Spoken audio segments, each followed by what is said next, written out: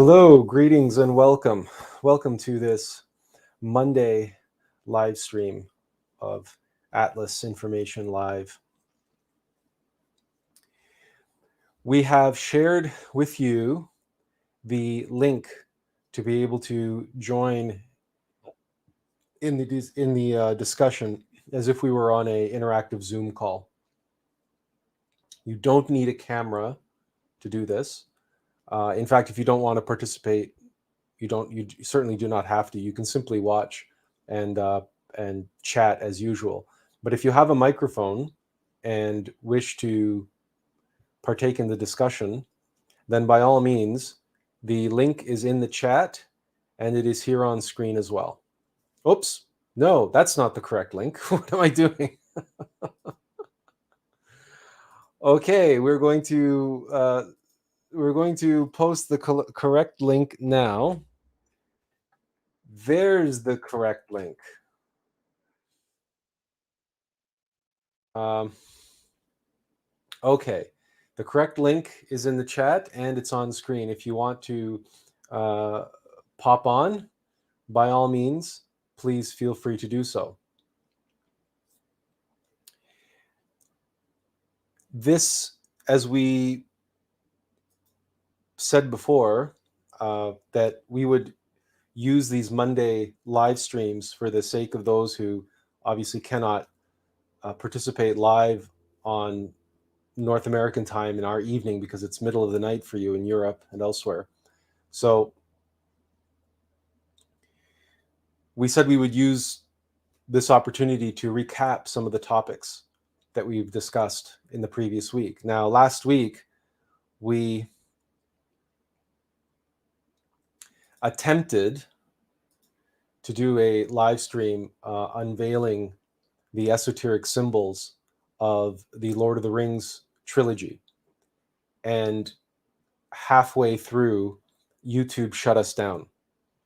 And they shut us down for, according to them, two different reasons on two different occasions. So one was copyright infringement and the other was fraud or fraudulent, saying that we had said we were going to be talking about one thing, but we're doing something else. And so we don't know how their algorithms come to these conclusions, but we appealed it. We lost the appeal. So the video has been deleted permanently. So on Friday, we did our New Year's Eve stream. It was the first time we did a interactive stream. So we shared the link with everyone in the chat as we just did. And we had a number of people joining into the conversation, being able to ask questions and make comments and share whatever they wanted to. But we also took the opportunity to fill in some of the gaps and talk about some of the additional symbols and allegories, which we never had an opportunity to get around to on Wednesday because the live stream was cut short. So we're not going to make the same mistake again by trying to show movie clips. That's what did us in, to the best of our knowledge. So instead, we're just going to use still images, and we're hoping that everyone has seen the films or read the books, and that you'll be able to use your imagination to fill in the blanks. Or perhaps after the live stream is over, you can go and see some clips on YouTube, because YouTube is filled with clips from the Lord of the Rings movies.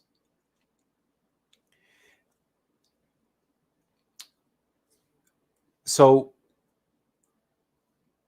the reason why we're calling this live stream the Fellowship of the Ring is because we are trying to do this more interactive format.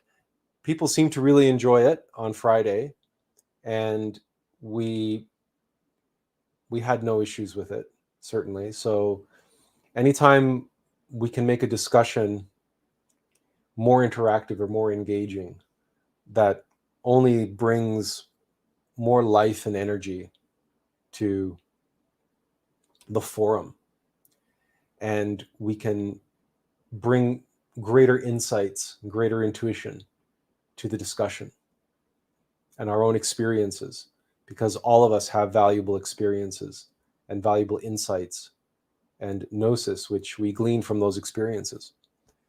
So, having said that, again, we're going to keep this link on the screen so you have it. And again, it's in the chat if you want to copy and paste it.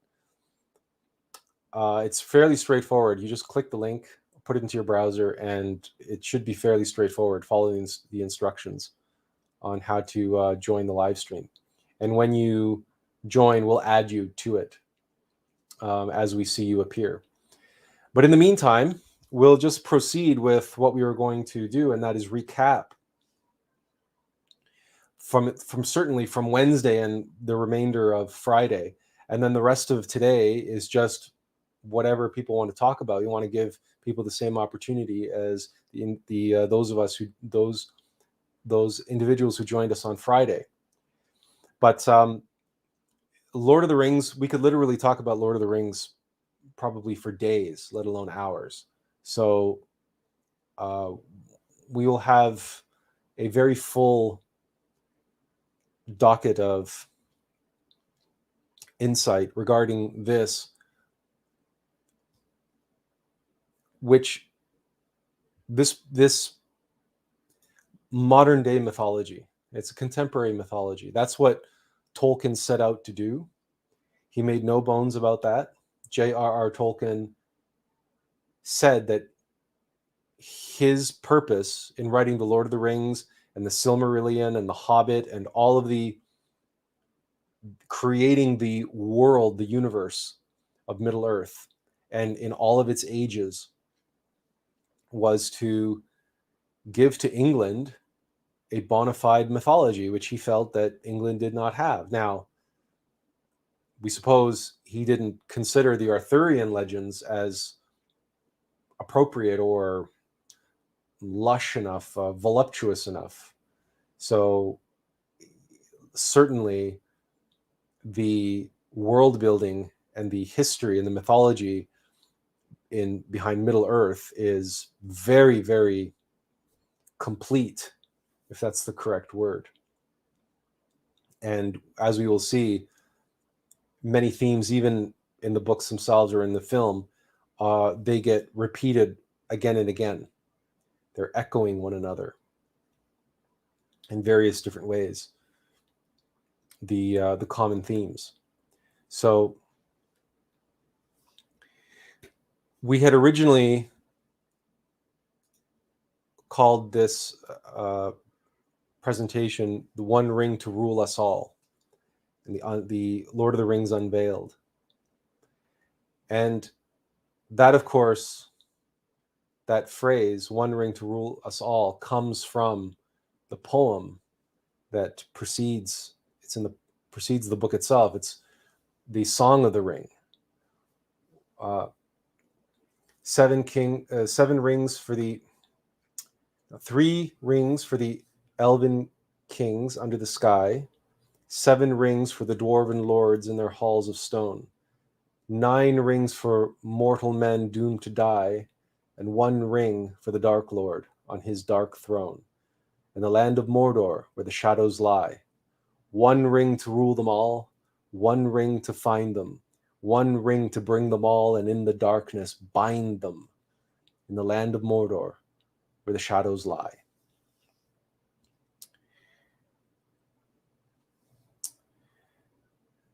The 9 rings that the Dark Lord Sauron give to the races of men, the leaders of the races of men.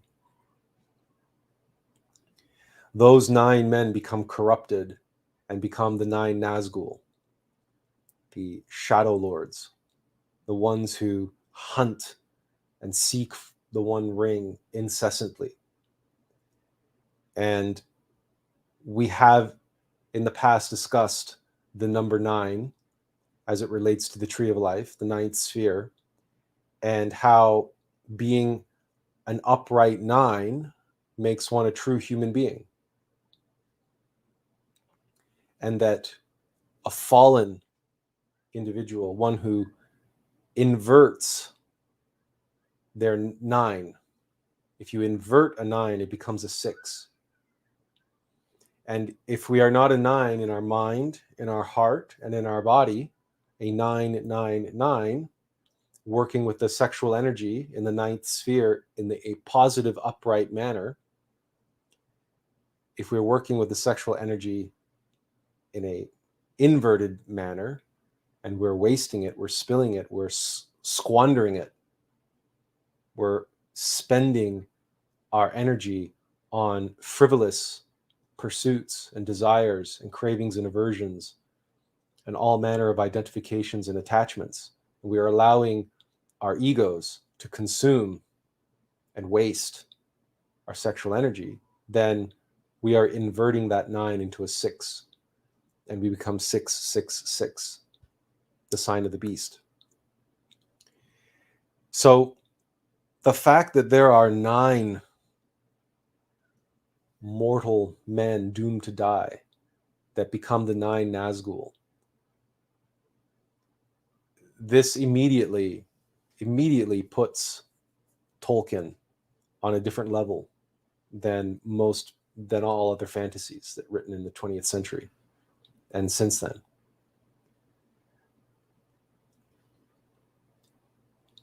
These are some of Tolkien's original drawings and images of his books. And many of these original drawings and images became the foundation for countless artists to visualize and who are inspired by Tolkien's world and Tolkien's work. The foremost of these in the 70s were known as the Hildebrandt brothers. And they illustrated, their illustrations, their drawings, paintings, however you want to think of them, were featured in annual Tolkien calendars. And in no small part, this fantasy art, going all the way back to the 70s, became inspiration to the filmmakers when they were bringing Tolkien's world to the big screen. This is the Hildebrandt's version of Faramir encountering Frodo and Sam on the outskirts of Mordor. And then here we have the film version. And we can see that the filmmakers drew inspiration on literally decades and decades and decades of high fantasy art inspired by Lord of the Rings. It's not the Hildebrandt brothers. It's probably John Howe here, John Howe's version of Gollum. And then here we see Gollum as Peter Jackson envisioned him and brought him to life, and with Andy Serkis, who is the actor.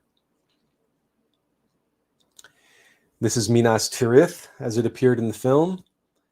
And we can one-to-one overlay this watercolor that was made by, we believe the artist's name was Murray, who the design of Minas Tirith was, Tolkien had some basic drawings, and so it was basically established. But as you can see, the filmmakers drew upon a very, very rich artistic history. Now, here's the Balrog from the film. This is John Howe's encounter with the Balrog. John Howe is actually hired to draw and paint concept drawings for the film. This is Gandalf fighting the Balrog after they fall off the bridge. And then, of course, this is the Hildebrandt brothers envisioning of the Balrog and Gandalf decades before there was talk of making a film adaptation. This is more work by John Howe. You can see the definite resemblance between the Nazgul and the Witch King. Here we see the tower and the eye. And again, so it begs the question, why would we begin a talk about the esoteric unveiling of Lord of the Rings with all of this imagery, with all of these artistic impressions based on the book? And the reason is, it's simple. There are really only a handful of texts which have inspired thousands upon thousands of thousands of artworks, untold artworks, and untold numbers of artists have been inspired to visualize and immortalize what was conjured up in their imagination by reading the texts. And without any doubt, without any conjecture or theory or opinion whatsoever, it is simply a fact that myth and scripture are at the top of that list of texts which were immortalized by artists, which inspired artists to immortalize those texts. You do not see, there is no rich global canon surrounding even the works of Mark Twain or other American authors. We do not have thousands upon thousands and thousands and thousands of paintings and drawings and of Huckleberry Finn. We don't. We simply do not. But we have literally thousands upon thousands of drawings and paintings and artworks about the life of Jesus, about Krishna and Hanuman and Rama and Shiva Shakti. In other words, the Bhagavad Gita. So we have the Bible, the Bhagavad Gita, we have Greek mythology, we have Norse mythology. So Odin, Wotan, Odin, who is also Wotan, Thor, Loki. We have an entire Marvel comic book series created around the character of Thor, a mythological character.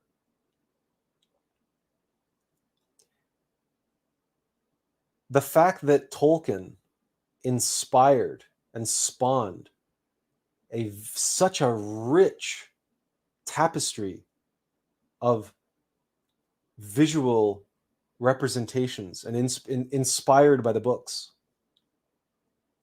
is a clue as to the source which spawned, which inspired the mythology itself.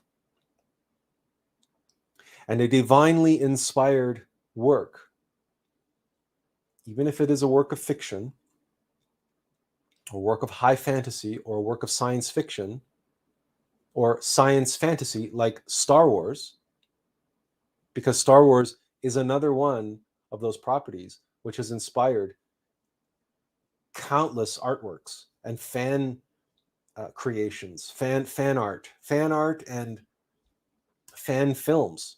There are people who have created their own little Star Wars stories and Star Wars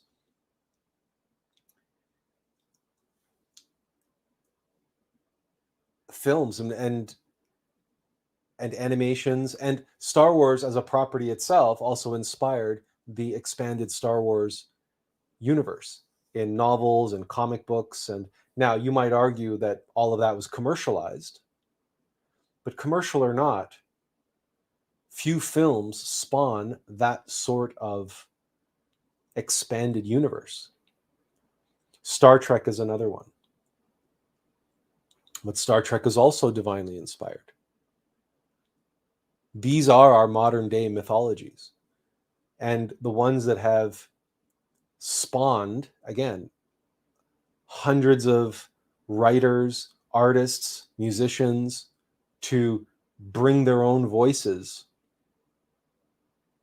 and lend their talents to bringing the characters, the stories, the symbols, the allegories to life, and embellishing them with their own creative energies. In terms of scripture, we could say the same thing about the Quran. Now, the difference being is that, of course, in Islam, it is deemed inappropriate to make images of Allah or Muhammad. So the tradition in Islam relates to calligraphy and the deification and exaltation, the illumination of the text itself. And Islamic calligraphy is absolutely beautiful. Now, it helps if you're able to read the language, certainly, because then you can actually read the phrases that are being illuminated with gold and tiles and mosaics and gold, and beautiful ways in which they do that. But again, only the Bible and the Quran and scriptures of this nature receive this sort of illuminated treatment, with the odd exception being things like the Magna Carta or the US Constitution.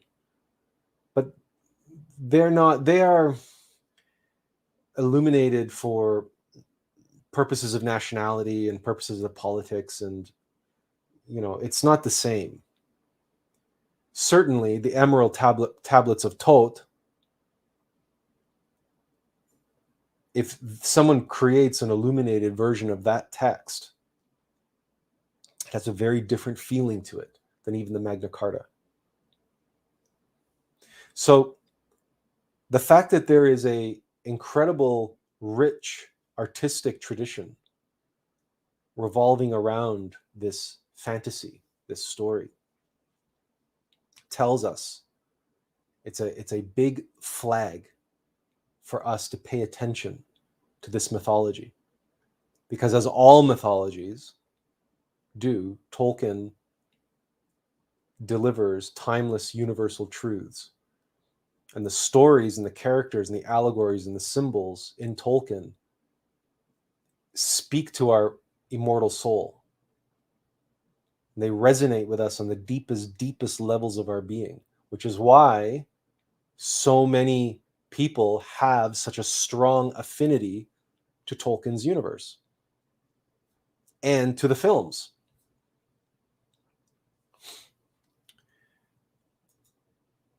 Now, it sort of goes without saying, doesn't it, that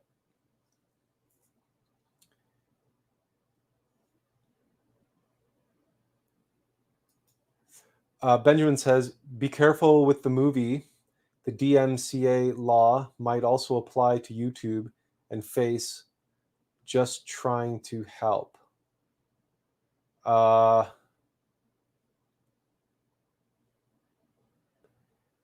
DMCA law might also Facebook. Well, we're not showing any clips today. So the live stream got shut down last Wednesday because we were showing clips from the movie. We're not showing clips from the movie. We're just showing stills, and we're not going to do anything full screen. This is as big as we're going to make anything. And so everything that we're doing is fair use at this point. So there's no reason why we should be getting any strikes or why anybody should be trying to take down our live stream today. So no clips. We won't be showing any clips. You're just gonna have to use your imagination, or after the live stream is over, you can go onto YouTube and search for the relevant scenes yourself, because they're all on there. The entire film is on YouTube in three or 4 minute chunks, believe it or not. You can actually go and watch the entire film. You just have to watch it in 3 or 4 minute chunks. So it goes without saying then that the primary symbol in Lord of the Rings is the One Ring. I mean, of course, there are different rings. The Dark Lord created a bunch of different rings, as the Song of the Ring explains. 3 for the elves, 7 for the dwarves, and 9 for the race of men. It's interesting how if you add up all those rings, you come to the number of 20. Because 3 plus 7 is 10, and 9 plus 1 is 10.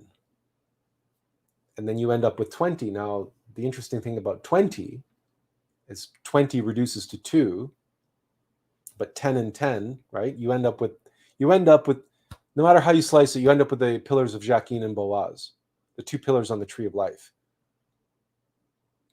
You end up with the duality of the universe as represented by these 20 rings, which the Dark Lord creates. But all of them are meant to serve the One Ring.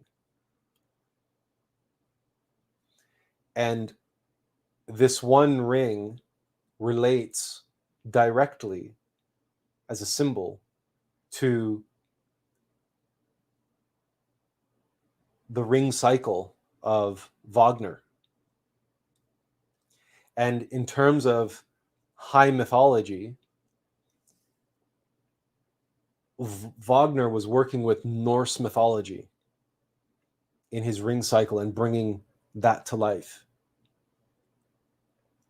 But this notion of the ring and the cyclical nature of the ring and the way Tolkien embodies the language around the one ring to rule them all, one ring to find them, one ring to bring them all, and in the darkness bind them.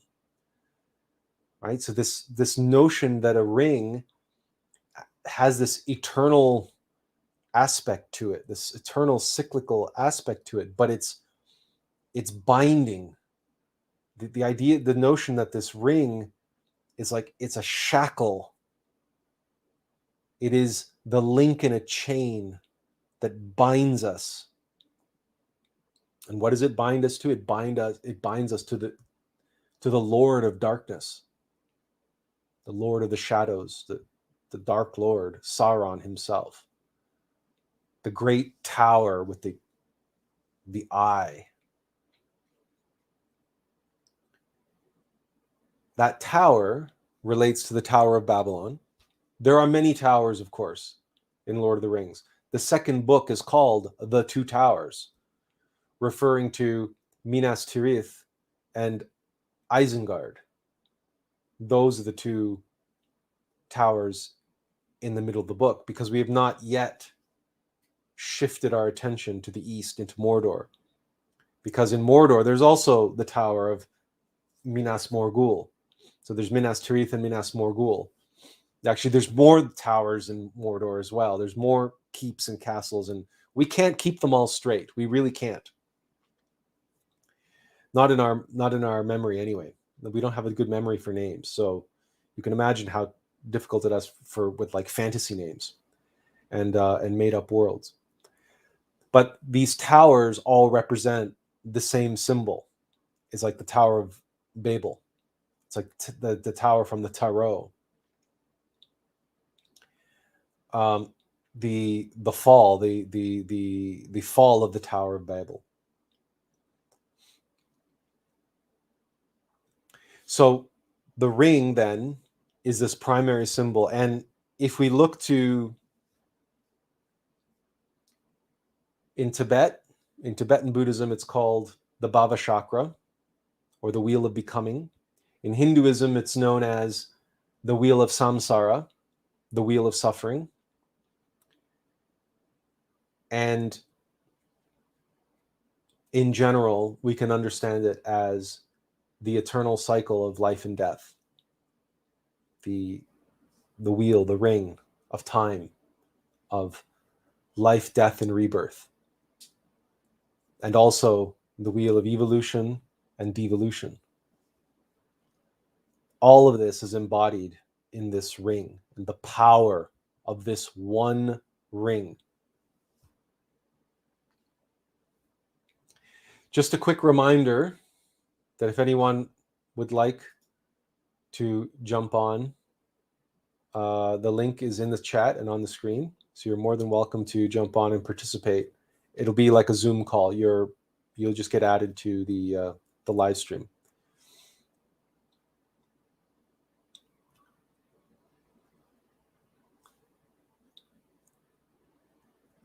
It has been argued by different, well,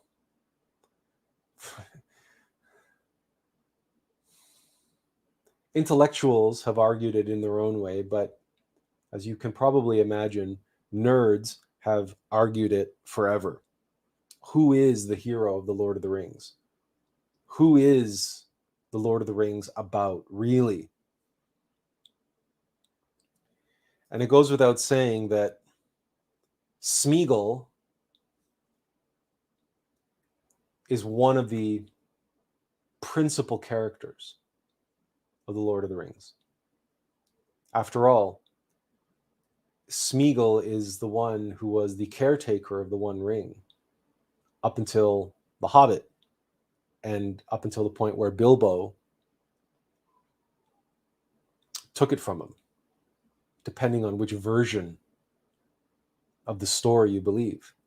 The one where Bilbo finds the ring, or the one where he tricks Smeagol in a game of questions to relinquish the ring, which is very unlikely. It's much more likely that Gollum merely lost it and Bilbo found it. But of course, Smeagol didn't find the One Ring. His brother / cousin / partner / whatever, his friend, Beagle, finds the One Ring while they're fishing. At least this is how it's depicted in the film. And within moments, Smeagol is completely taken with the One Ring, with his precious. And he murders Beagle, chokes Beagle to death. He kills Beagle just so that he could have the One Ring. And that is the moment that seals Smeagol's fate. The One Ring is precious to him, and he becomes possessed by the precious. And what emerges inside of Smeagol, and as we all know, is his shadow, is the precious, manifests and takes Smeagol over, possesses him. And that other self is called Gollum. And we do like how Peter Jackson did this in the film, where Gollum is it's not really a name, it's just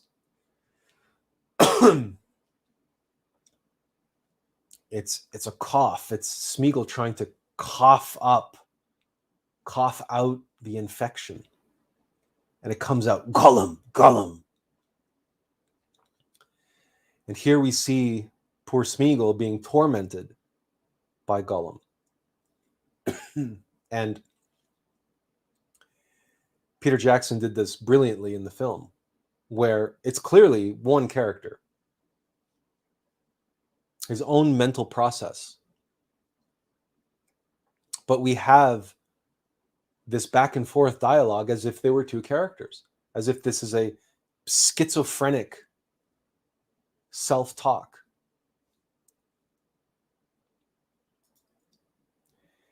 And poor Smeagol is desperate for Gollum to go away. He's desperate for Gollum to shut up. And we have that sequence, that brilliant sequence.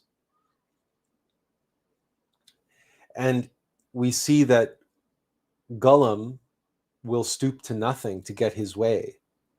And one of the things that he loves to do is torture Smeagol and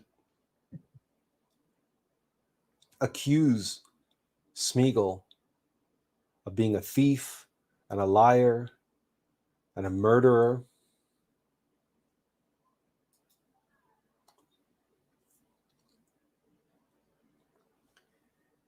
In order to get his way, in order to make Smeagol suffer. And it's like ransom. It's like holding Smeagol to ransom. Do what I want you to do, or else. And Smeagol is possessed. He's cursed. He's possessed by his attachment to the precious, to the ring. And he will stop at nothing to get it back.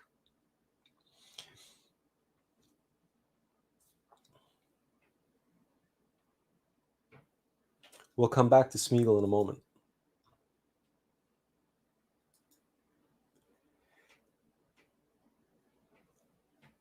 Another argument has been made that the real hero of Lord of the Rings is Samwise Gamgee.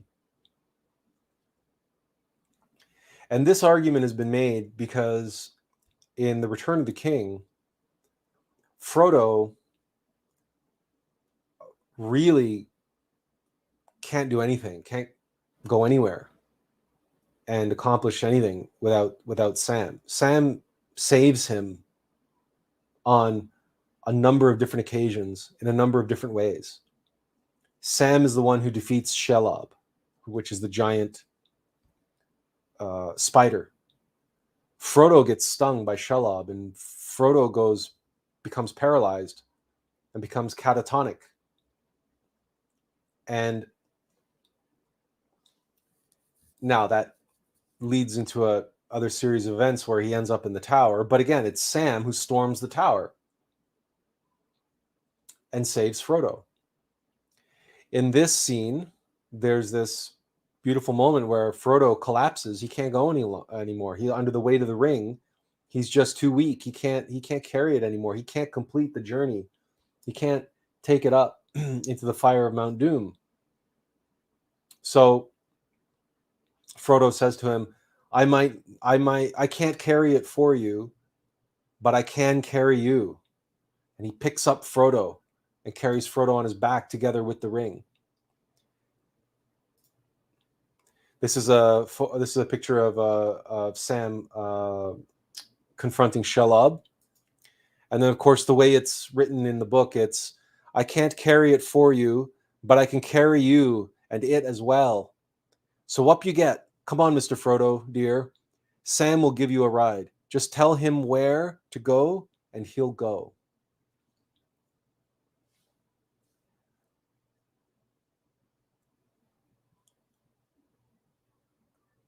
Those who make the argument that Sam is the actual hero of Lord of the Rings echo those who argue that in the Ramayana, the god Hanuman is greater than Rama himself.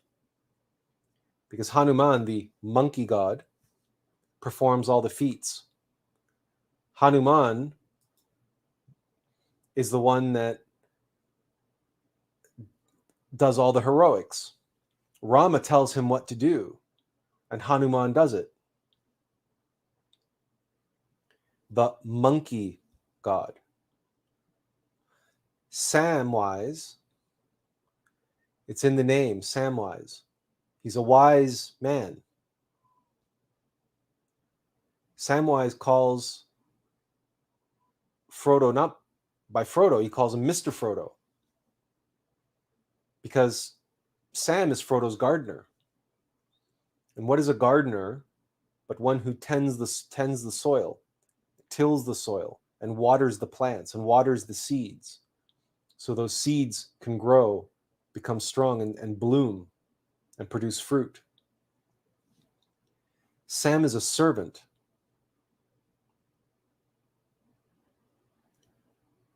Sam serves Frodo, his master, in the same way that Hanuman serves Rama on their quest to find Krishna and liberate Krishna. Frodo is on his quest to liberate Middle Earth from the power of the One Ring, the power of the Dark Lord, Sauron. And Sam is serving his master.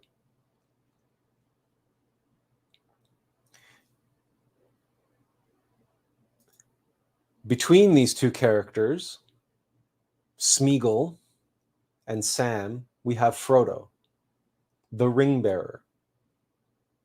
Frodo is the one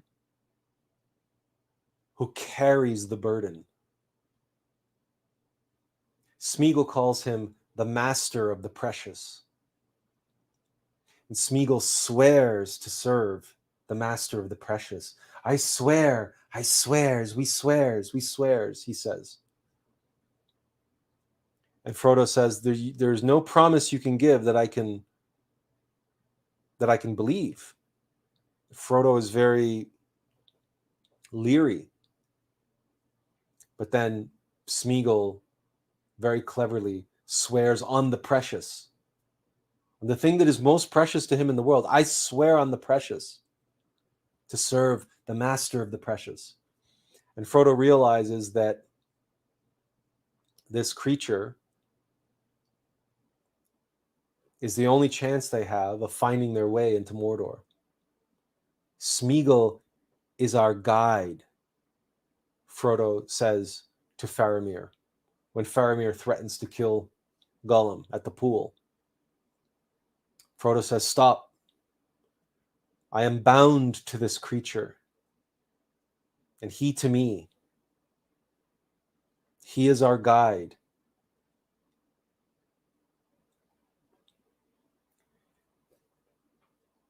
What we see here in this image is the hero of the Lord of the Rings.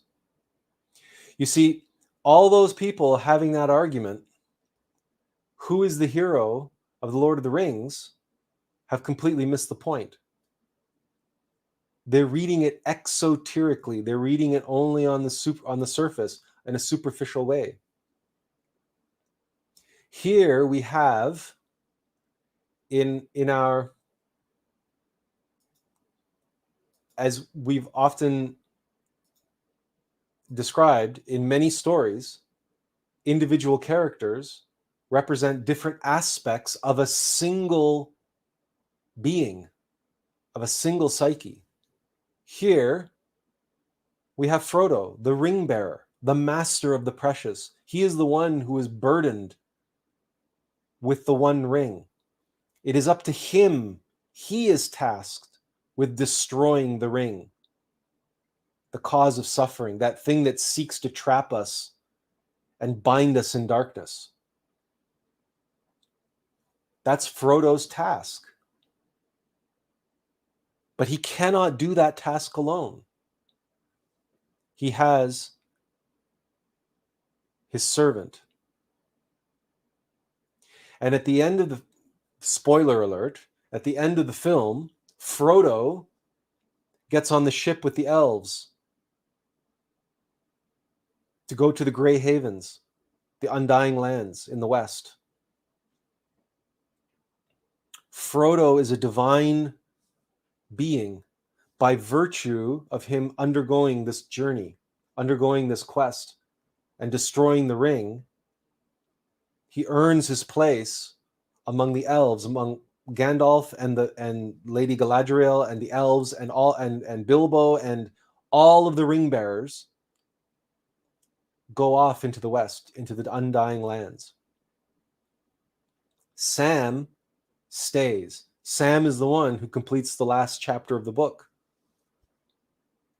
And in the film, Sam gets married and has children. Sam is mortal. Sam is a gardener. He tends the seed, because in all of us, our innermost master, the essence, is just a seed. And we cannot carry the burden that our innermost being carries, but we can carry our being, because we must, here and now, in the world, in Middle Earth, because that too is not by accident. Because Middle Earth is not just an allegory for Europe, as everyone believes, because Europe is in the middle of the earth, right? And that's what Tolkien modeled everything after. So certainly Middle Earth just means Europe. No. Malkuth, the kingdom, is in the middle of the tree of life, 10 worlds above and 10 worlds below in hell. Just as Middle Earth is between Mordor in the east and the Grey Havens and the Undying Lands in the west, Middle Earth is in the middle. Middle Earth is Malkuth, the kingdom, the physical plane, physical reality. Frodo cannot complete his journey of elimination of the ring, just as our innermost being can't do their work without our service, without our loyalty, without our dedication. And the loyalty and dedication and service and sacrifice that we owe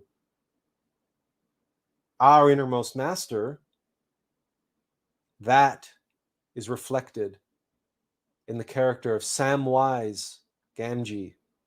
And for us, Gamgee, doesn't it sound an awful lot like Ganges, like the Ganges River? To us, Tolkien was linking Sam to Hindustan and to Hinduism through the use of that name, Gamgee.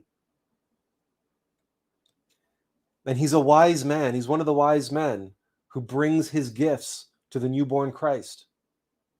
The gifts, that's the three wise men, mind, heart, and body, brings their most precious gifts to serve the newborn Christ.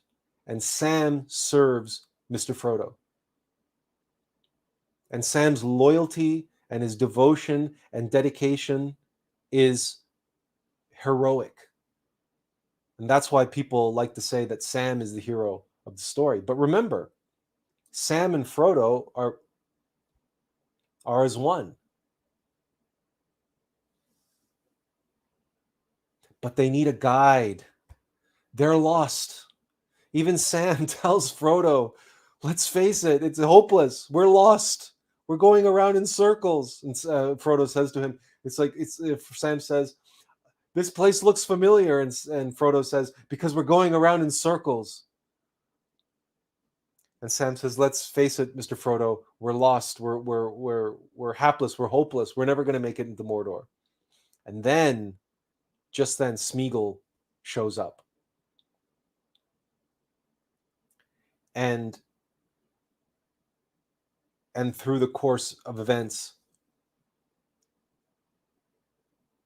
he becomes their guide into Mordor. So then what then is Smeagol? We had a live stream last Friday, and a week ago we were talking about the shadow work, the shadow self, the false self. Smeagol is constantly scheming. He wants to serve the master of the precious. There's a part of Smeagol that wants to be like Sam. But his desire, his attachment to the precious is too great. Or let us reverse that, because Lord of the Rings lets us reverse that. Because the character of Gollum shows us the true nature of the ring, the precious, the ego. Because egos work for mechanical nature, this never-ending cycle of birth and death. The ring. Egos work for the ring. Gollum works for the ring. Gollum is the voice of the precious. Gollum is the personification of the ring. But Gollum exists in that schizophrenic half existence inside of poor Smeagol. Smeagol is us. We are Smeagol. If we're honest with ourselves, as we pursue that which is precious to us.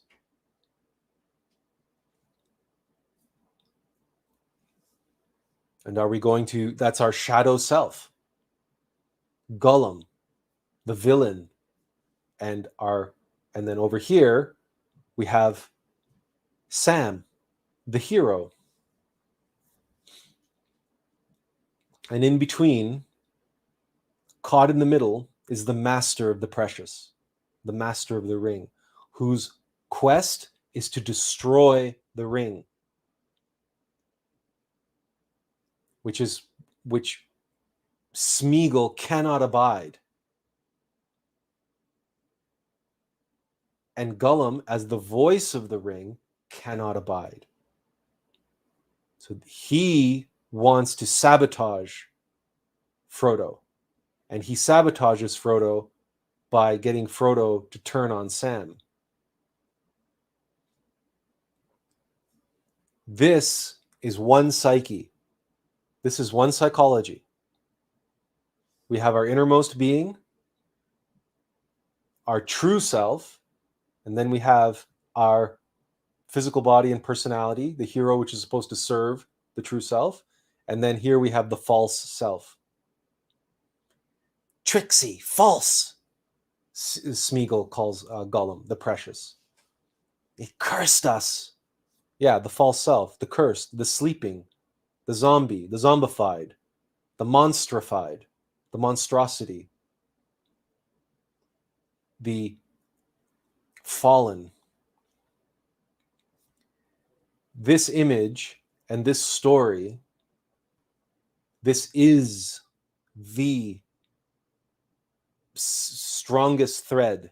This is the reason why the entire Lord of the Rings books, including The Hobbit, exist, and the Silmarillion, and the whole mythology comes down to telling this story, the story of one psyche,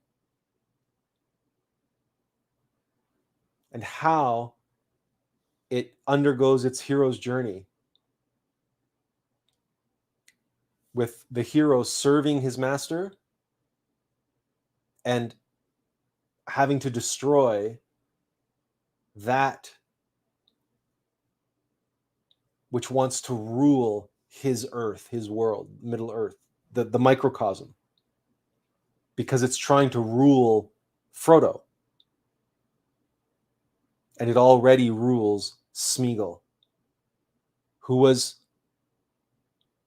a hobbit once, or not far from a hobbit, the way it's expressed in the film.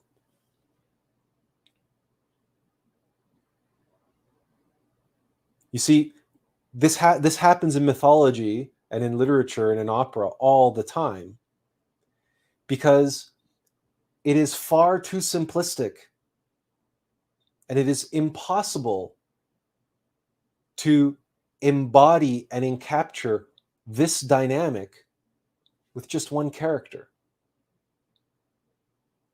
The dynamic that's happening inside of us is expressed perfectly, with objective perfection,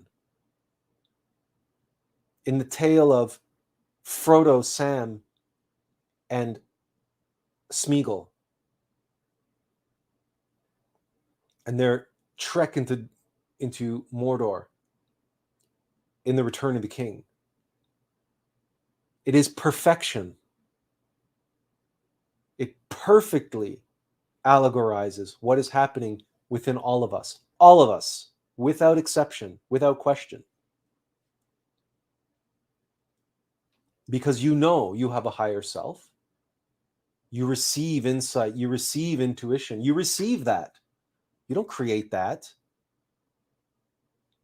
And you know that you can be a wise Sam. You can be a wise gardener. You can nurture that inner seed. You can tend the soil. You can water the soil, the seed. You know when there are times when things seem hopeless and everything's falling apart around you, but you find that strength to carry on and carry every burden. I can't carry it for you, but I can carry you. And you find that strength like Hanuman does. But we all know ourselves. We should. And we all know that we have our moments of Smeagol and Gollum. When the voice of Gollum is overtaking us and either berating us and kicking us and using shame and guilt and all manner of running us down, or using pride and vanity and self-righteousness and entitlements and narcissism. But then there's also lust and greed and fear. How often are we motivated by fear? Because really, that's what the precious promises. Smeagol, poor Smeagol, is promised the comfort and security of my precious, the caressing it, the holding it, the having it, the attachment, the identification, that thing that gives my life meaning and purpose out there. It's this object. But by having the identification attachment to this outer thing, this object, I become infected, infested, possessed by it. Possessed by the egos that are using that object as a MacGuffin, as a magical device to do what? To bind us in the darkness, to shackle us, to enslave us, to curse us, as it did Smeagol, poor Smeagol. But to the Lord of the ring, to the master of the precious, to the ring bearer, the one who's charged to destroy the ring, Gollum, Smeagol, serves an essential purpose. Because they're lost. Sam and Frodo, they're lost. They don't know how to get into Mordor. They don't know anything about Mordor. They're lost. But who knows about Mordor? Gollum does. Smeagol does, because that's where Gollum takes you. That's where you're going to end up. If you follow the precious, you're going to end up in Mordor. Tortured. So Smeagol knows the way. Secret ways into Mordor.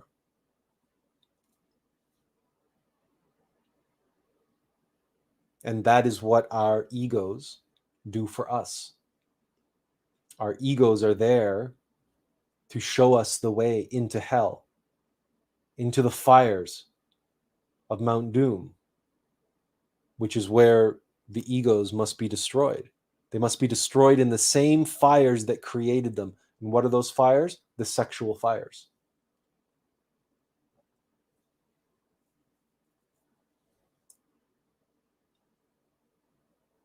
All of this is at the very heart and soul of the Lord of the Rings. This is esotericism 101. This is alchemy 101. This puts Tolkien on the same level as Norse mythology, Greek mythology, Zoroastrianism, and any and all scripture.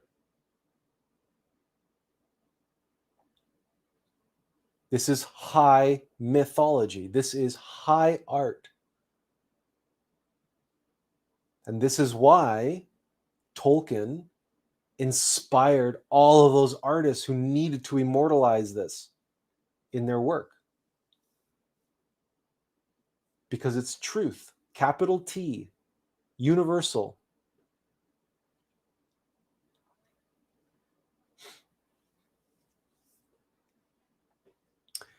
And there is so much more to Tolkien. There is so much more to Tolkien because, of course, that fire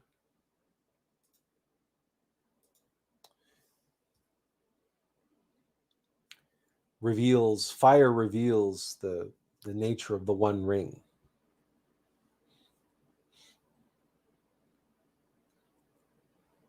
Fire reveals its secret. It's just a ring. But if you throw it in the fire, the language of Mordor appears, and the song of the ring, emblazoned in gold, appears. One ring to rule them all, one ring to find them, one ring to bring them all, and in the darkness bind them. The fire reveals it. And who is the fire and what is the fire? That's the fire of the divine feminine. Divine Mother Devi Kundalini Shakti, the divine feminine, which of course is the Christic fire at this level. The Christic fire descended on the tree of life into the ninth sphere. It's our sexual energy, it's our vital energy, that which the ring seeks to bind in darkness. But the fire reveals that secret. The fire shows us that. In other words, the flaming torch held high in the hand of Lady Columbia, Lady Liberty, our Divine Mother, holds a torch. That torch is Lucifer, the light bearer that shines the light and reveals the nature of the One Ring. All of these symbols are connected. But let us explore how, in Lord of the Rings, the divine feminine is exalted. It's truly exalted. Here we have Éowyn. Now, Éowyn is a shield maiden of Rohan.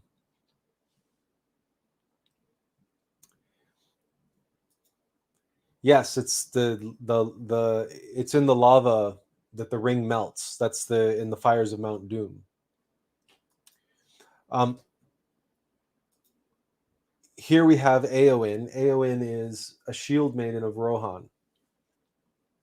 And Rohan, the riders of Rohan, they're the great horse nation in Middle Earth.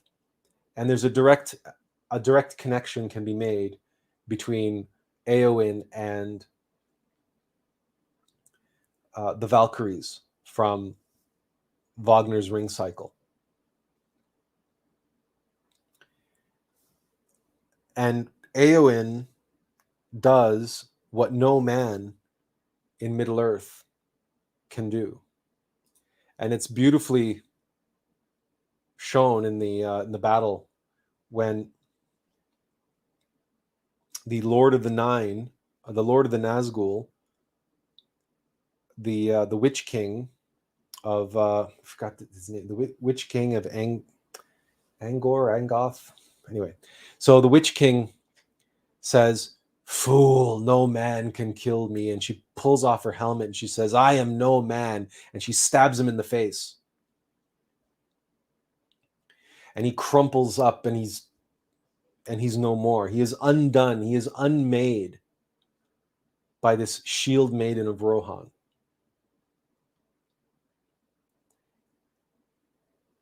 This is only one example of the divine feminine being the most powerful force in Middle Earth. We have, of course, that scene of Arwen, who is eventually becomes the betrothed of Aragorn. She's the elf that after Frodo gets stabbed on Weathertop. She has to ride with him to Rivendell, to her father, Lord Edoras, for healing. And she's being pursued by the Nazgul. And there's that great scene where she calls up the river, and the river comes and washes them away.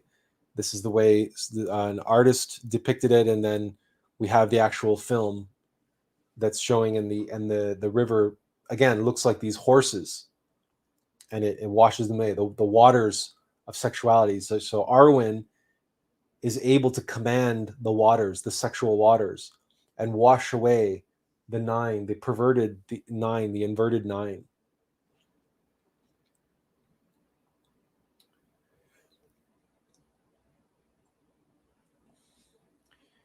But by far, the most powerful expression of the divine feminine in Lord of the Rings is Lady Galadriel. She is a ring bearer. She wears one of the rings that were given to the elven kings. And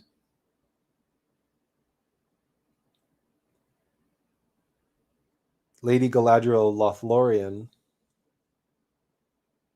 she's called different things, and she's depending on which side you are on.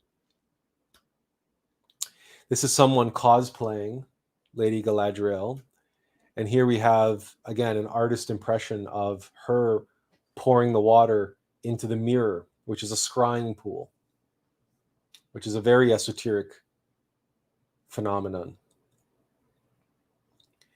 Nostradamus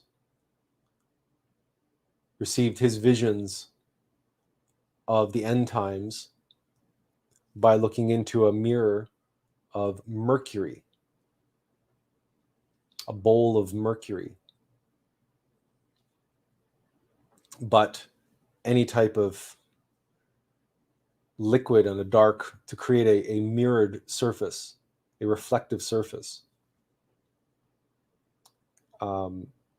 can serve as a scrying pool. And that's what this scene is showing. And Frodo looks into the pool. And after that, Frodo offers Galadriel the one ring. And Galadriel shows Frodo that were she to accept this ring and take it for herself, then Middle-earth would be haunted by this terrible queen. Beautiful, but terrible. And that it doesn't matter, like Middle-earth wouldn't be ruled by Sauron, it would be ruled instead by this dark, terrible version of Galadriel. She resists the temptation, and she says, I passed the test. I shall remain, I shall diminish and go off into the west and remain Galadriel. Meaning, the divine feminine, if it falls into temptation and it falls under the spell of the ring of power, of the precious,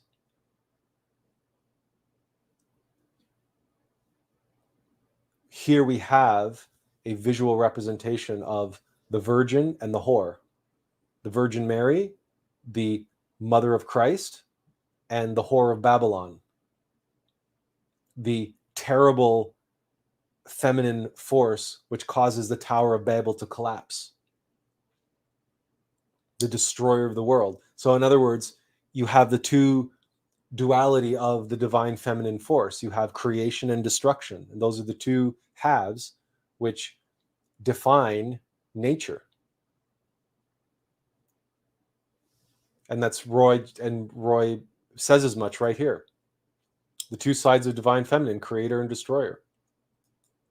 Because when you look at a ring, the ring, you go up one side and down the other side, and that's nature's cycles, right? Everything's a cycle in nature. Everything's a circle, around and around and around. Whether there's a birth there's a maturity and evolution. There's reaching the peak, and then there's the descent. No, this is not Shiva Shakti, because Shiva is masculine. This is not Shiva Shakti. This is Shakti and Kali. Kali, the destroyer of worlds. This is not, Shiva has no part of this. We're just talking about the divine feminine here. Shiva is the Holy Spirit. Shiva is the divine feminine's husband. Together they form the Christ. Together they give birth to the Christ, to give rise to the Christ.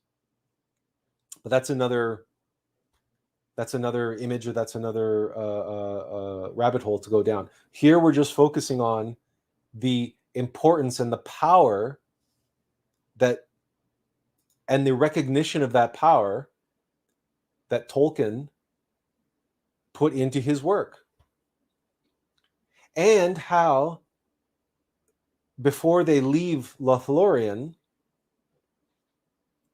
they are given gifts by the Lady Galadriel. One of them is the Star of Irindel, which is their brightest star. And here it's, for a moment it glimmered, faint as a rising star struggling in heavy earthward mists. And then as its power waxed and hope grew in Frodo's mind, it began to burn and kindle to a silver flame, a minute minute heart of dazzling light, as though Arendil had himself come down from the high sunset paths with the last Silmaril upon his brow. This is from the novel, just describing the light of Arendil lighting up in Frodo's hand. And of course,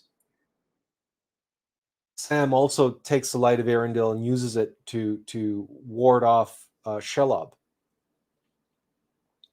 They also receive Elvish rope and the Latmus bread to sustain them in their journey.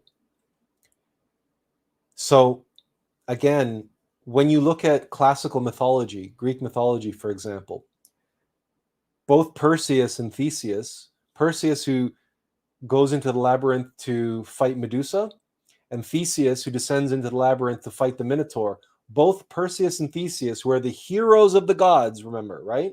Like Samwise, they serve the gods, but they both receive the weapons that they need to perform their heroic work.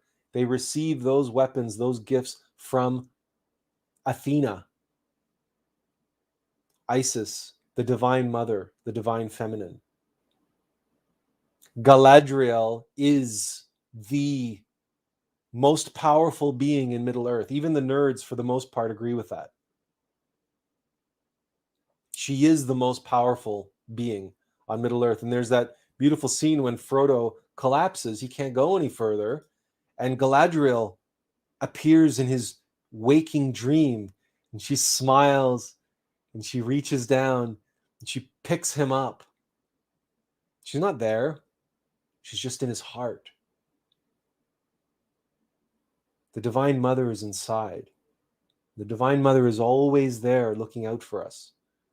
Our Divine Mother gives us all the gifts that we need on this heroic journey that we are on to destroy the One Ring, which haunts and seeks to possess not only our Smeagol, but also all the world, all of Inner Earth, all of Middle Earth,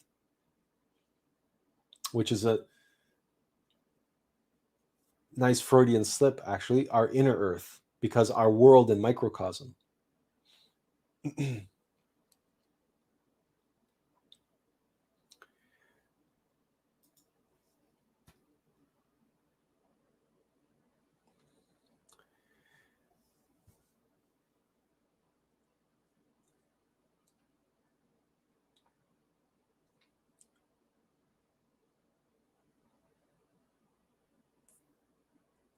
some other themes, which we don't have any more slides, so we'll just leave it. We'll leave it up there like that. Other themes that we have, a very powerful theme that runs in the book is that of possession. We're not just talking about possessing the ring, who possesses the ring, right? Because that's at the end of the Fellowship of the Ring, we have Boromir, who seeks to take the ring from Frodo. He seeks to possess that power, even though he has noble intentions. He has good intentions. He says, if I might just borrow the ring, if you might just lend me the ring, because here I'm only asking for the strength to defend my people, because he, of course, came from Minas Tirith. He is right on the border of Mordor, and he's just asking to have the power, to use the power to defend himself. And his desire to possess the ring ends up possessing him.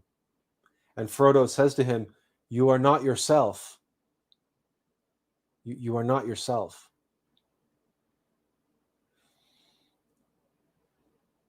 The desire to possess something ends up possessing us. Possession is a two-way street. There is no way. So how many times have you heard this expression? The things you own end up owning you. We say that like it's like a silly cliche. Well, cliches are cliches because they're true. That which you identify and become attached to possesses you. And that is this theme. We see this again and again and again and again in The Lord of the Rings.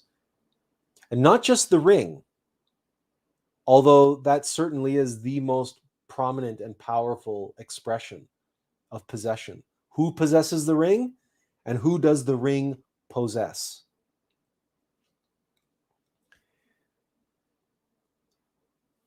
In fact, at the beginning of the Fellowship of the Ring, we see that moment where Bilbo refuses to give up the ring, refuses to leave the ring for Frodo.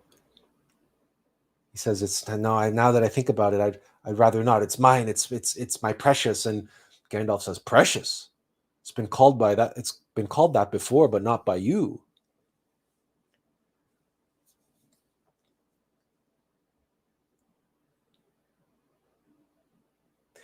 In The Two Towers, the second book, of course, we have a different kind of possession. It's still possession, but we have the character of Theoden. Now, Theoden is the king of Rohan. And when we first meet him, he's old and gray, and his eyes are fogged over as though he were going blind. And he can barely speak.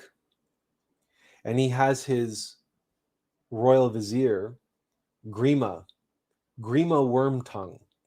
And what a fantastic character, and brought to life in an amazing way in the film.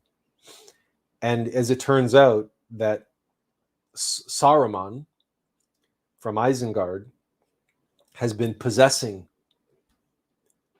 King Theoden. And it's not until Gandalf the White shows up and is able to break the spell, and Grima Wormtongue runs back to Isengard to serve his master. But Theoden, the spell is broken, and Theoden and Saruman's hold over Theoden is released, and Theoden becomes his old self, his true self is expressed. But in those scenes, we have those moments of Grima speaking on behalf of the king. And again, we have this dynamic where you have a character that's scheming on behalf of a dark force and is overcoming and is taking power by proxy through this act of possession.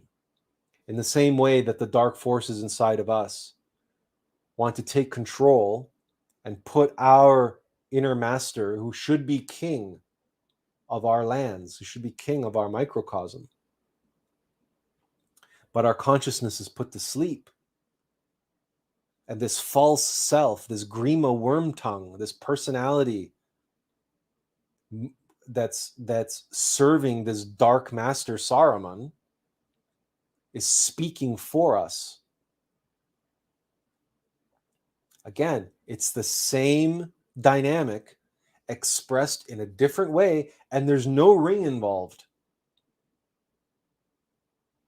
It's just this wizard, this black magician who serves Sauron, who serves the force, the power of the ring.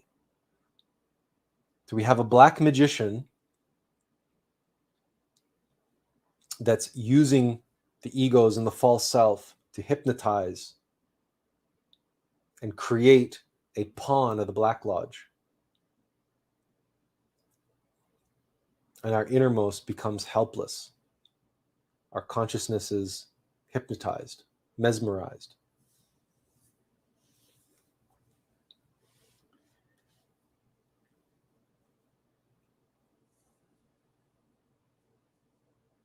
Of course, ultimately, the ring is destroyed.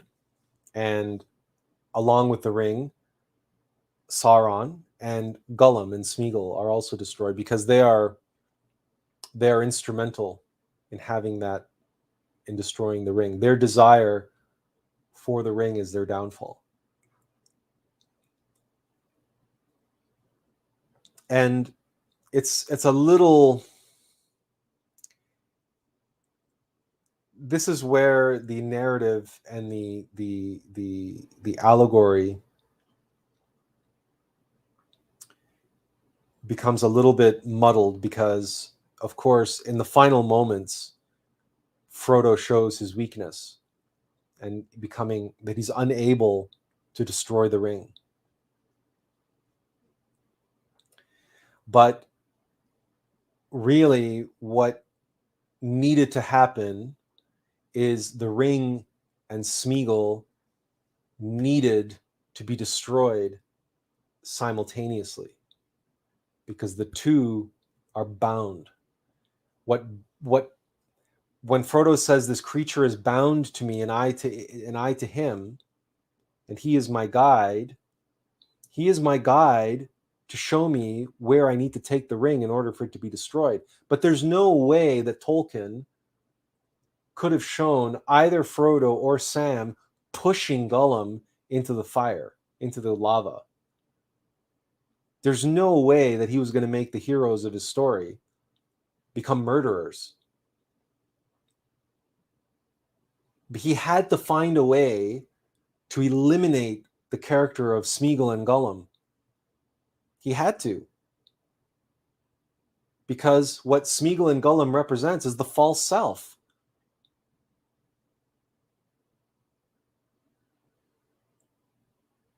So his way of doing so was that the way he did it, where Smeagol jumps on Frodo and bites off his finger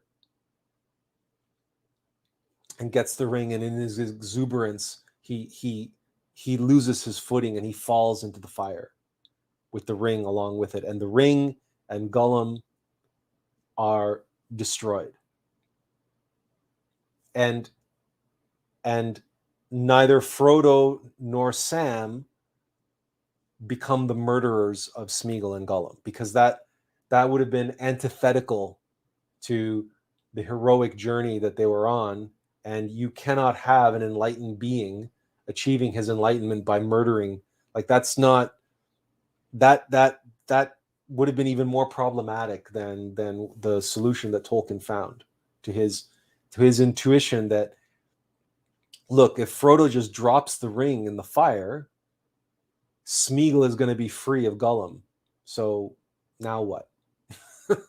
Right? We have this character that represents the false self, but he's still alive. So now what do we do? Now what do I do with that? You can't. So that can't be that. So from the mythology standpoint, from the symbolism and the allegorical point of view, something had to take place, and that is what obviously took place. And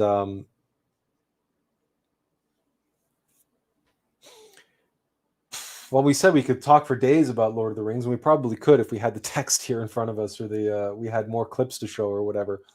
But that's about an hour and a half into our live stream. So Roy says here, kingdom and wisdom are related, and yeah, it's the wise king, right? That's what everybody longs to be, and that's what presumably Aragorn becomes. There's that beautiful scene at the end of the film where Aragorn takes the hand of his betrothed Arwen, and they're walking along past the tree, the unending tree, in front of Minas Tirith, and everybody's bowing, and then he stops before the hobbits, and the hobbits are bowing. He goes, "My friends, you bow to no one," and he genuflects. Everybody bows down and genuflects before the four hobbits, and it's one of the most beautiful scenes. And if we want to go deeper into breaking down the other characters and what they represent, we can look into Merry and Pippin as also intimately related to the hobbits of Frodo and Sam. Merry is the mind and Pippin is the heart, because Pippin is a fool, right? But Merry is the smart one. And Merry and Pippin, of course, play an intimate role in the Two Towers. And there is this phenomena that Tolkien was an environmentalist before environmentalism really existed in that terminology. Tolkien hated industrialization. He saw industrialization as the death of tradition and of the death of culture, the death of literature, the death of the pastoral beauty that he saw in Britain and the United Kingdom. And so in the film, all of this gets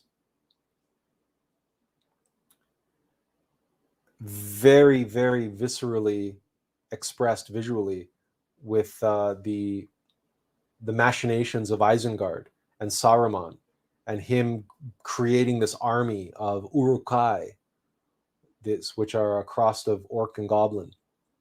He's essentially manufacturing them. He's growing them in these pods. And he has this, and they're cutting down the forest, right? They're just leveling the forest to feed this industry, this war machine. So you have this whole military industrial complex allegorized and expressing itself. And apart from all of the other military and war imagery that finds its way into the Lord of the Rings, because Tolkien experienced the First World War firsthand as a soldier. So, for example, in the marshes in Mordor, where you see the bodies of the elves, the undying marshes, and there's the flames coming out of the water, and you look into the water, and there's these preserved corpses of elves and orcs and men, Smeagol says. Tolkien experienced that. He experienced the bogs and the marshes and the swamps of the First World War. And so he was drawing on a lot of his personal experience in Mordor and the war and all of this type of thing. And then the Second World War, which he also lived through. And the Nazgul are often, people often liken it to the dive bombers, the Junker Jews, which used to make this terrible, terrible screeching sound as they dove from a high altitude down to drop their payload on during the Battle of Britain. And then the Eagles, on the flip side, represent the Spitfires and the RAF, which were the ones who came to fight the Nazgul. So there's a great deal of that aspect of Tolkien's personal experience and his deep love of nature and his disdain for war and the war machine. That's all gets expressed in the books as well. So there are layers and layers of meaning in his work. And the character of Treebeard and the Ents are one of the most endearing and wonderful creations of his in his mythology. The idea that these are tree herders. They are the keepers of the forest. And here we have, this is an homage to the elementals and the elemental spirits of nature that keep nature and guard nature and preserve nature. And then we have that amazing scenes of the Ents coming together to have their conference, but then the Ents going to war and them breaking the dam and them rooting themselves down to the ground as the water comes and washes everything away. But the Ents are firmly rooted to the ground and they stand their ground.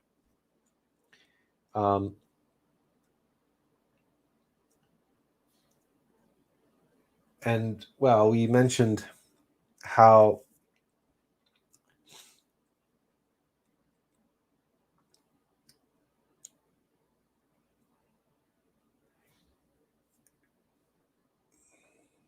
well, there's a lot more we can talk about, but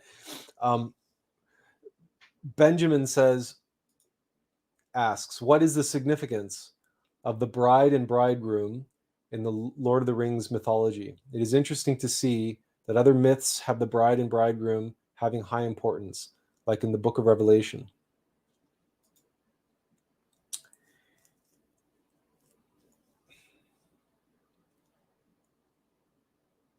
The union of masculine and feminine always plays a role in every mythology and every fairy tale. In every fairy tale, you always have, Prince Charming going to awaken Sleeping Beauty, or there's the huntsman has to go and rescue Snow White, who's put to sleep again by a poison apple. The union of masculine and feminine relates on a number of different levels, but primarily we're talking about the union of Jacqueline and Boaz on the Tree of Life, the union of Ida and Pingala, the masculine, feminine, the positive and negative, the union of positive and negative, wholly affirming and wholly negating and wholly reconciliating. The holy reconciliation, the union of masculine and feminine, gives rise to the divine androgen, which is the cosmic Christ.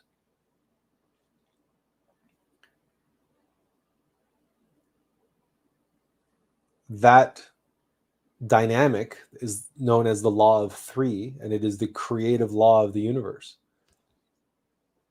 Everything the Christ separates into masculine and feminine, into Shiva Shakti, in order so that Shiva Shakti can reunite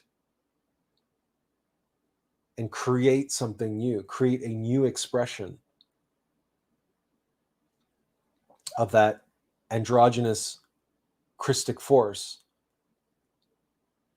So, in a way, you can imagine how the DNA strand is this intertwined double helix, but in the act of creation, that helix has to separate into two. And then it rejoins together as one. And that process of creation is just on the biological level. But on every level, even as simple electricity, positive charge and negative charge. And it's the interaction of those two poles that creates the electromagnetic force. It's the energetic force. And it's frequency, right? So you have the beating of the heart, you have the up and down of the frequency.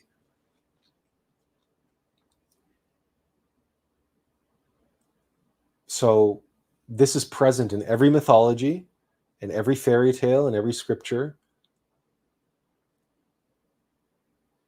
The bride and bridegroom must be reconciled. They must be together. Now, if it's true on those fundamental levels, then it's also true at our level. The union of masculine and feminine within us takes place when we achieve divine union with our spouse. And by spouse, we mean that monogamous sexual relationship, exclusive to all others, in which we practice white tantra, sexual alchemy, wherein we are not falling under the influence of the one ring, but rather we are working to raise the sexual fires up the spinal column. So we are kindling those fires. We are erupting the fires of Mount Doom in order to destroy the one ring, to destroy the ego. Because to harness the power of the ego, well, the ego is going to absorb and steal and consume and waste all of our fire, all of our energy for its desires. So we must learn how to transmute those desires, to transmute the lead of ego into the gold of the human soul, to learn how to develop willpower, which is the force of the causal body, the energy of the causal plane, the solar causal body, the human soul. That's which allows us to bind together with our innermost being. That's what gives us the strength to be Samwise, a wise Sam, and serve our Master Frodo.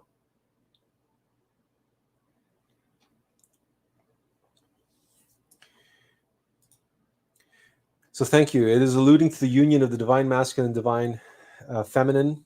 Indeed, I read somewhere that Master Samael explains that a fallen bodhisattva also must strive to unite his human soul, masculine, with his divine soul, feminine, which will produce the divine androgen.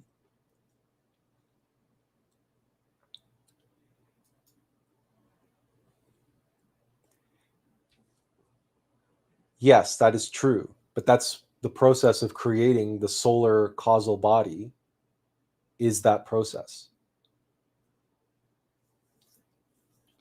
Because our divine mother, because the consciousness is feminine,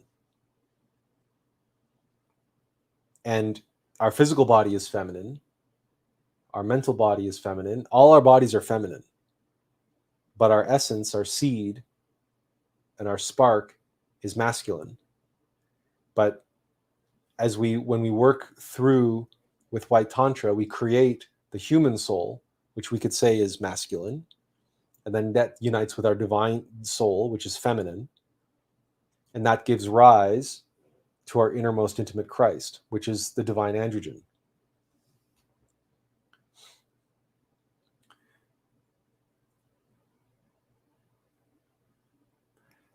That's why we often say when we talk about self-remembering, we focus on remembering our Divine Mother.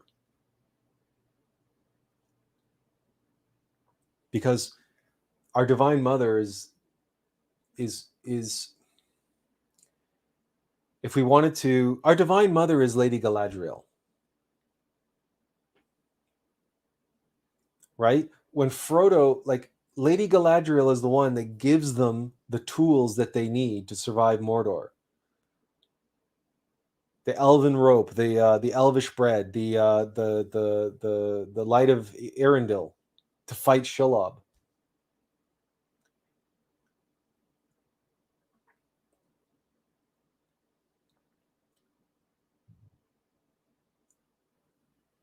But more so than that, Galadriel is the one that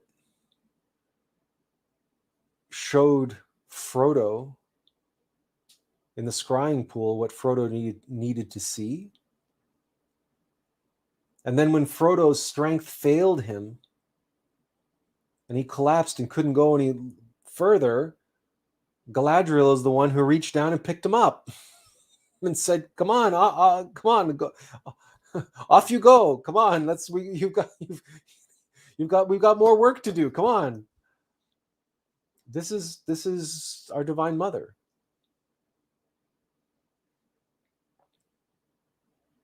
Our masculine, right? Seed, spark. It's here. That seed, that spark is. It is and it isn't. It's complicated. It's difficult for the mind to grasp this. But you can experience this somewhat if you play a video game and remember that you're playing a video game. You're not in the game, you're on your couch or you're at your computer desk or whatever, right? But clearly there's this other virtual world and there's this character running around in this world. And you're both here and there.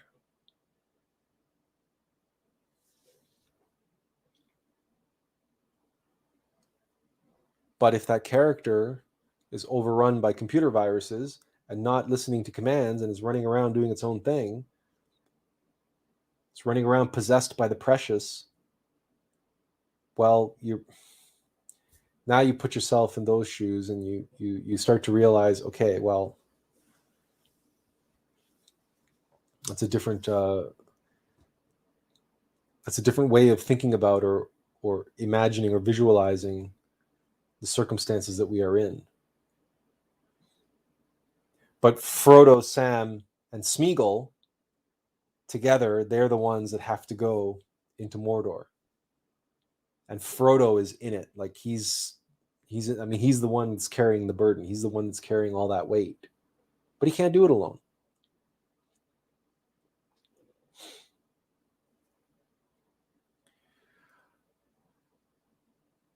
All right. Well, we're going to share and in this link again here in the chat. And again, if anybody would like to pop on and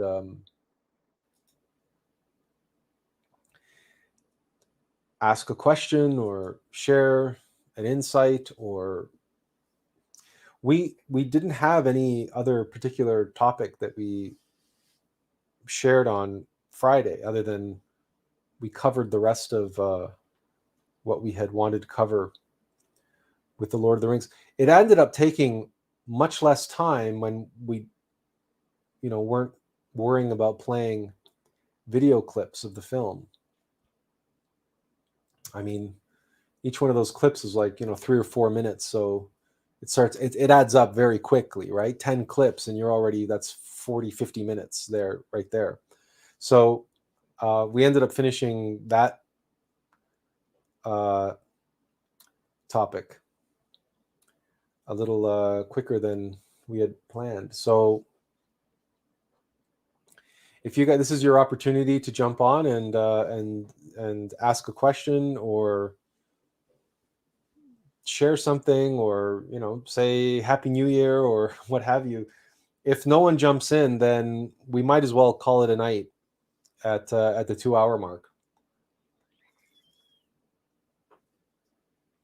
Perhaps we could.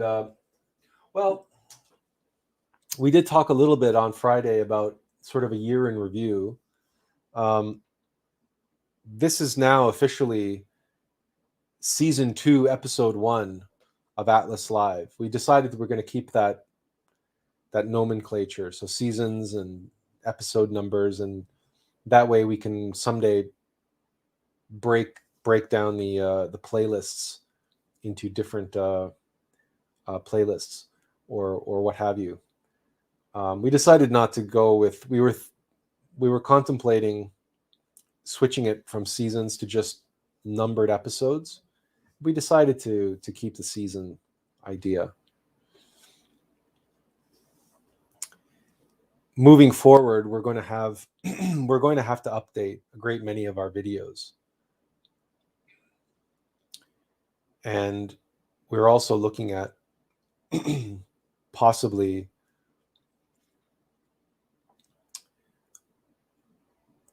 working on a book. Well, we have the content, we have the material for a book. It's just we need to identify a agent and or a publisher and get a good feel for what the market is looking for right now, so that we don't waste our time putting together a book which will not see the light of day. We want to be practical, and we have other entities that hopefully 2022 will be the year that shows some movement and some opportunity on the side of the Attlas project. All right. So there's Simona. Hello, Simona. Hi. Can you hear We have me? a nice smiling Simona. Do you have a microphone there? I just thought to sign in and. Whoa! It looks like Simona has a engaged, right? I mean, slow can you hear something? So wait a second. Yeah, probably because. Hop in and say Happy New Year to everyone, and well, yeah. Simona seems to have a slow internet connection, so we don't hear you, and it's very choppy. But that's a little bit better. You can hear her? Okay, I can't hear her. I don't know why. Oh, I know why. Right. Okay.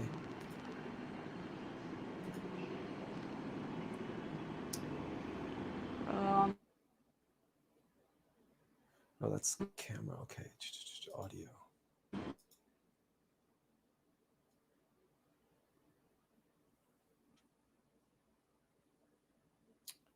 Yeah. Let me switch on the mobile internet.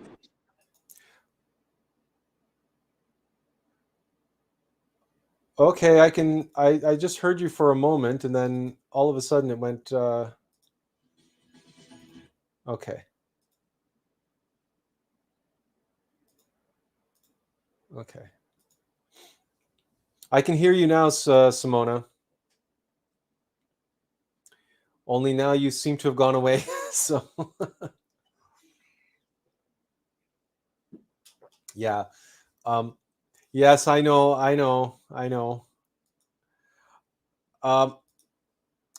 It's probably, you know what? It would probably work better if you just tried it audio only, and then you didn't worry about the video, because that's gonna, if you're trying to do that on mobile internet, it's mobile internet is it's not the greatest for doing this sort of thing. You really need to be at home on high speed internet. But if you just went audio only and didn't turn on the video, you should have that option in StreamYards.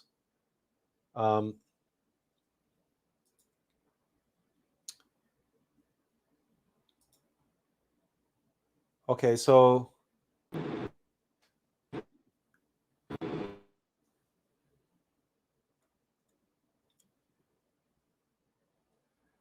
It's muted. Yeah, trying again. yeah, I can hear you now. Yeah. And let's see. Yeah, it's all.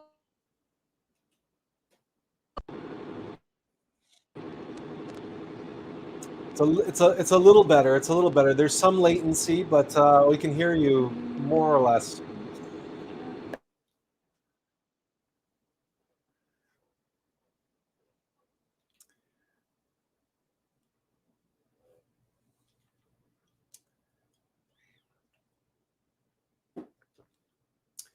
Yeah, it's unfortunately it's not the best. I think you would have to be on Wi-Fi at the very least for this to work. But you know what? Thanks for trying.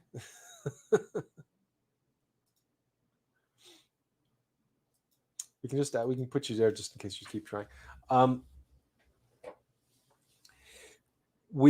Yes, okay, next time. You know what? You would have to be at least on Wi-Fi on high speed for it to work.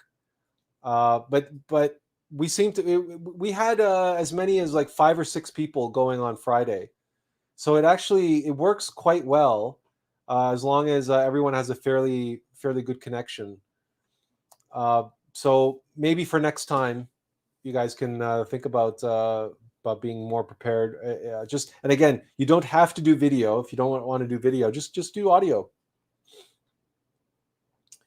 Does anyone else have any? Does anybody have any questions or comments, or does anybody want to share anything about Lord of the Rings? Or we watch it every year. Every year we watch the extended trilogy. We did it again this time before Christmas. Usually we watch it between Christmas and New Year. Sometimes we watch it on New Year's Eve. And we mentioned this once. The first time we ever watched Lord of the Rings on New Year's Eve, the clock struck midnight at the exact moment when the One Ring was destroyed and the Tower of Sauron came down and was obliterated. That's the exact moment that the clock struck midnight. We didn't plan that, but it was no accident.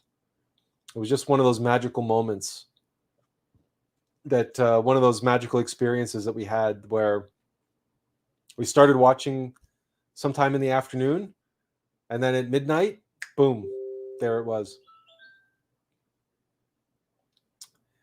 So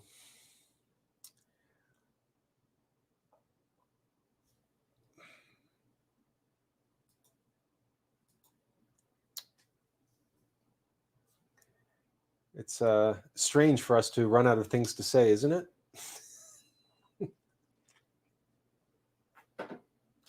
But if you have a chance, if you haven't watched The Lord of the Rings in a while, you can watch it. If we're not mistaken, if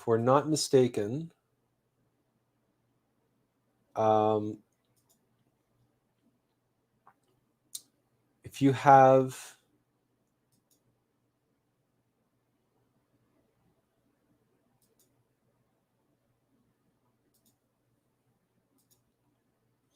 have Amazon Prime, if we're not mistaken, you can watch it on there.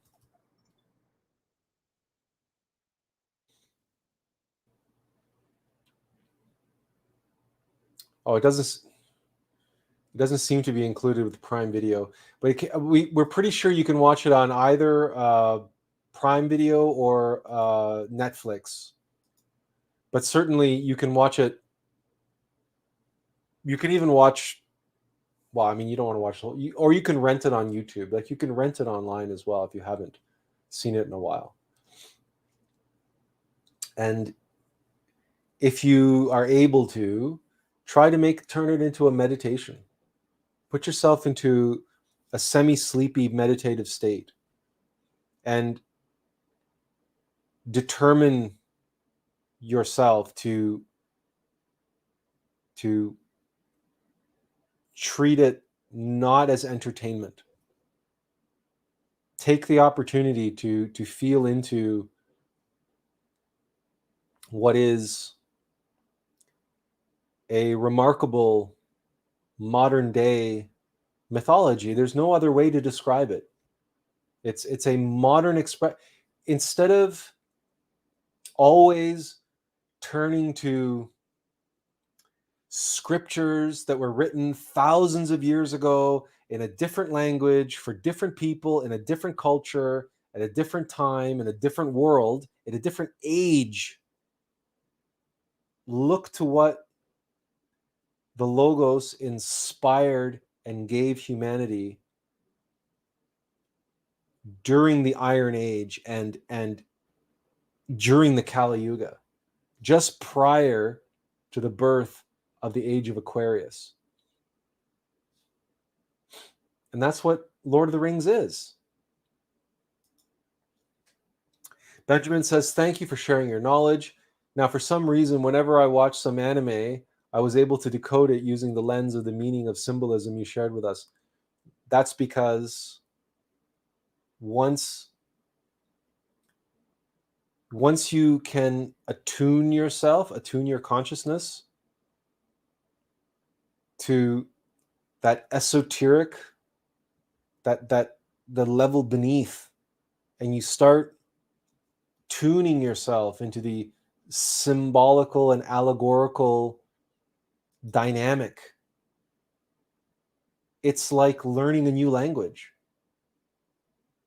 So once you learn a new language, all of a sudden you understand what these people are saying. Whereas before, you could hear them, you could hear what they were saying, but you didn't understand it. But once you start learning the language, all of a sudden what they're saying starts making sense. Whereas before, you were just hearing the sounds. Dylan says, looking forward to an Easter follow-up on this last week. Has been a wonderful lesson to cover. Looking forward to an Easter follow-up on this last week. Oh, on this last week. Okay. Has been a wonderful lesson to cover.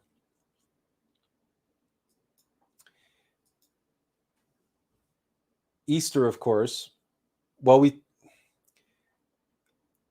last week we talked about Christmas and the birth of Christ, and we were talking about its intimate relationship with Easter. So this Easter, we will definitely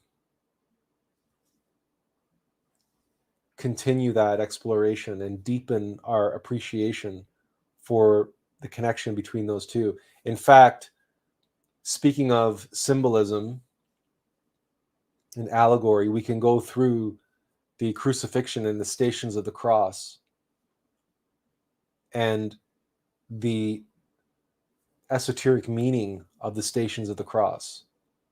These circumstances of Jesus's crucifixion, the fact that he fell a number of times, the fact that someone, wiped his brow and then someone helped him with the cross, and these different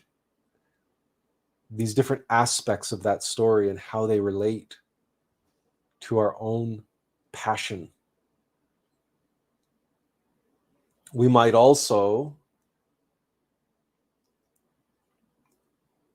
choose to say a few words about the Mel Gibson film, The Passion of the Christ,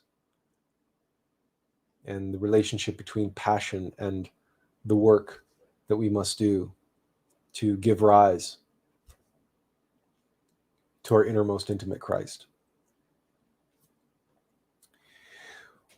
We are just over the 2-hour mark. Does anyone have any other questions or comments, or wants to jump on and say a few words? Or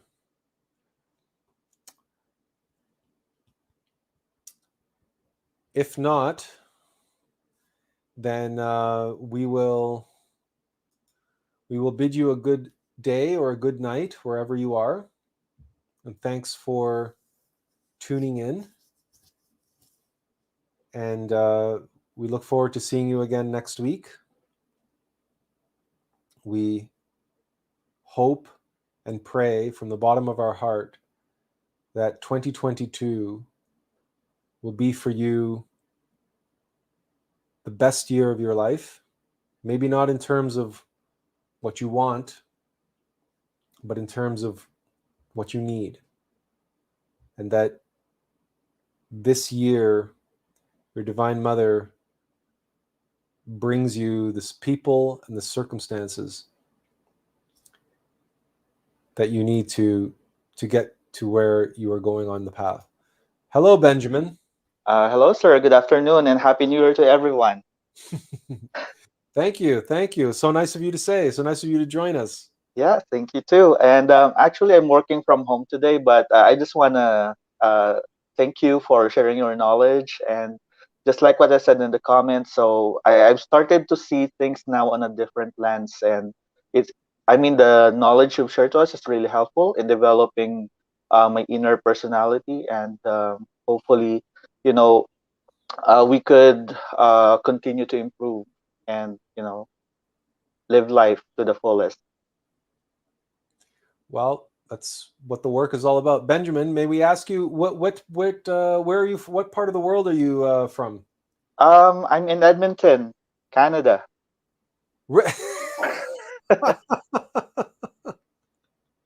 Okay, so for you, it's what time is it for you there then? It's exactly 2:04 right now. Oh, okay. Well, there you go. Okay, well, good. Well, you're a fellow Canadian then. Yeah. And here with your accent, you threw me off because I thought for sure you were calling me from Spain or Portugal or something. I wasn't born here. I actually migrated here 5 years ago. So yeah. Oh yeah. So where did you come from? I came from the Philippines. Ah, okay. Yeah. Oh well then you and Roy should have a lot to talk about. Yeah. Yeah, we do. We do chat sometimes. Yeah. Okay. Oh, very good, very good. Well, Hmm. listen, I'm glad that you popped on to say hello and wish everybody a happy new year. I'm Yeah. sure it's mutual. Yeah. Thank you for having me, sir. And yeah, and I really appreciate everything that you're doing. So, and more power to you, and God bless. It's our privilege. It's our privilege and our passion, and there's nothing we would rather be doing. So I'm so glad that you're finding it useful, valuable, and let's just say that 2022 should bring much more along the lines, hopefully much more valuable and much more useful as well. So, Yeah. Mhm. okay, good. Anybody else want to jump on and say hello, or otherwise, we'll let Benjamin get back to work here, and we'll we might we might call it a day or call it a night again, wherever you are in the world. Okay, so listen, Benjamin, thanks for popping on and saying hi, and we'll let Yeah. you get back to work. And Okay. Thank you, sir. I think we'll sign off, Okay. and we'll let everybody get back to their life. And as always, we hope to see you next time. And inferential peace. Okay, bye bye then.